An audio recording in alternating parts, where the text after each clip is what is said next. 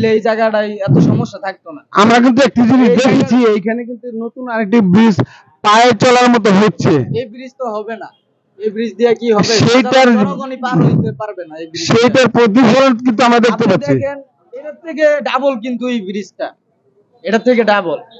এই ডাবল ব্রিজে মনে করেন যে আপনি মানুষ যাতায়াত করতে পারতেছে না। মানুষ যাতায়াত করতে গেলে সর্বনিম্ন 20 মিনিট আধা ঘন্টা আপনার যাইতে হইতাছে, পার হইতে হইতাছে আধা ঘন্টা।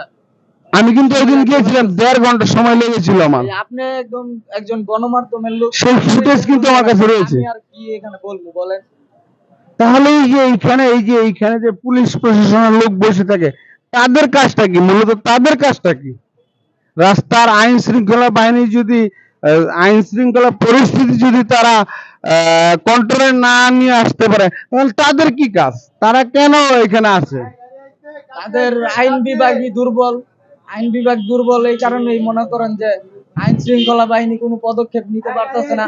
এটা আপনার উপর থেকে আপনার পদক্ষেপ নিতে হবে, উপর থেকে ওনাদের অর্ডার দিতে হবে। আচ্ছা, আপনি কি মনে করেন না কোনো বছর দেশের এই মুহূর্তে পরিস্থিতি কোনোভাবেই ভালো নয়?